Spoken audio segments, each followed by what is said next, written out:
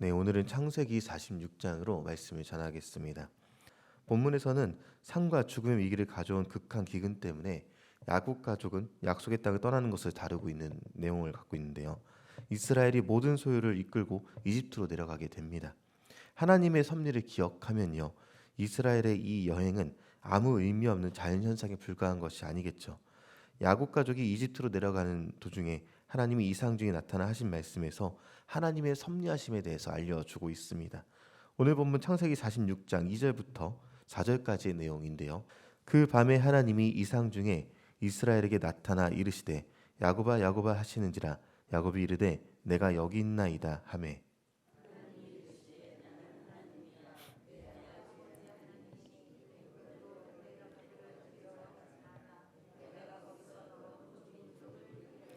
함께 읽습니다. 내가 너와 함께 애굽으로 내려가겠고 반드시 너를 인도하여 다시 올라올 것이며 요셉이 그의 손으로 내 눈을 감기리라 하셨더라. 아멘. 네, 이스라엘은요 모든 소유를 이끌고 이집트로 가다가 브엘세바라는 곳에 도착하게 됩니다. 그리고 그곳에서 하나님께 희생 제사를 드립니다. 이 브엘세바라는 곳은요 이전에 아브라함이 하나님의 이름을 불렀던 장소입니다. 그리고 또 흉년의 때에 하나님은요 브엘세바에서 이삭에게 나타나시기도 하셨습니다. 그렇게 하신 말씀이 내 자손을 하늘의 별과 같이 번성하게 하고 이 모든 땅을 내 자손에게 주겠다.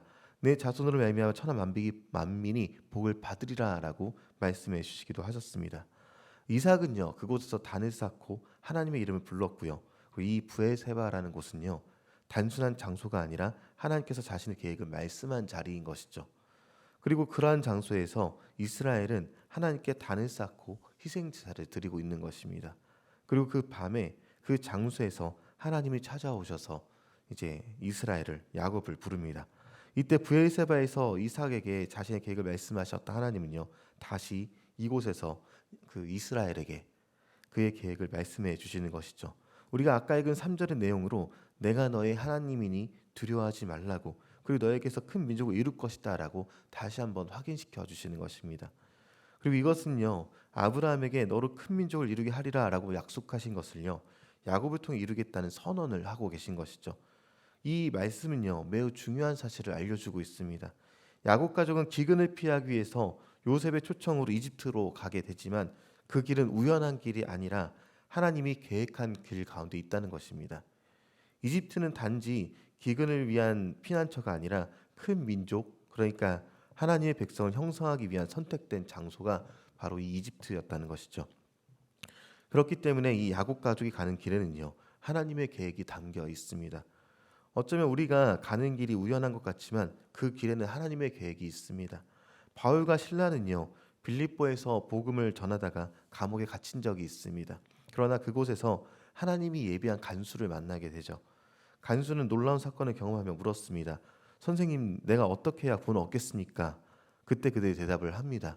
주 예수를 믿으라. 그리하면 너와 내 집이 구원을 얻으리라 라고요. 성경은 저와 온 집이 하나님을 믿었으므로 크게 기뻐하였다라고 기록하고 있습니다.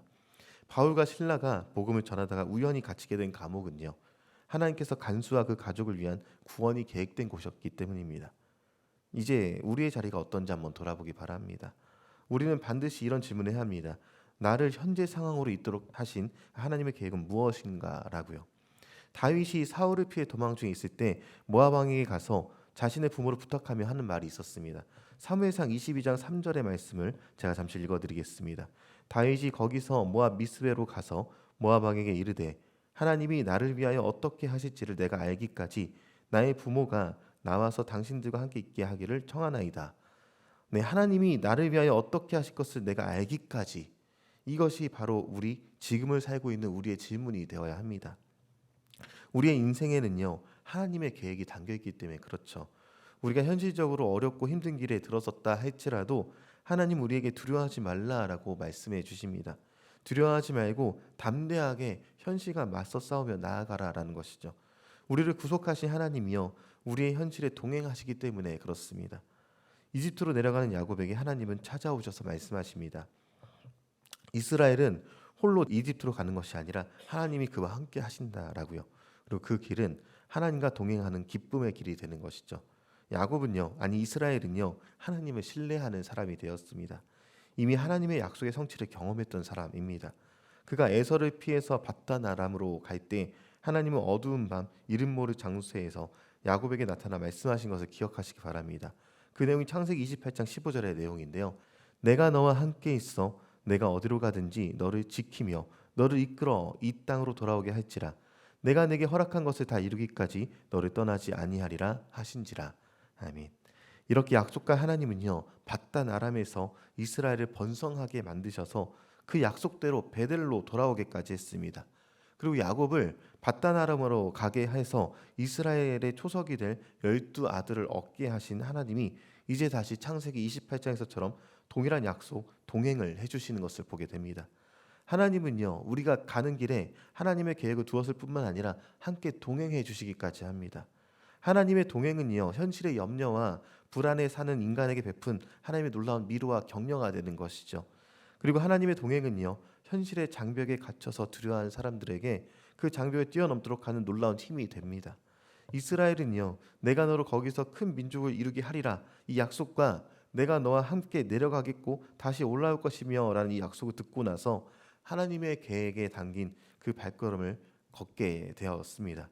그래서 창세기 46장 5절부터 이어지는 내용에서는요, 모든 가족을 데리고 갔다라고 기록하고 있는 것이죠. 야곱이 하나님의 약속에 믿음으로 반응해서 애굽에 도착했음을 강조하고 있는 것입니다. 특별히 46장 8절에서 27절까지의 그 내용을 보면요, 이집트에 도착한 야곱 가족의 이름과 그 가족 수를 제공해서 도합 70명이었다라고 기록하고 있는 것을 보게 됩니다. 이 70이라는 수, 이 숫자가 무엇을 의미하는지 우리는 알아야 되는데요. 이 70이는요, 하나님께서 이집트에서 이루실 큰 민족을 위한 기초석에 대한 이야기입니다. 출애굽기 1장 5절에 보면요, 이집트로 내려간 70인이 생육, 중다, 번식, 창성해서 심히 강대해서 온 땅이 가득하게 되었다라고 말합니다.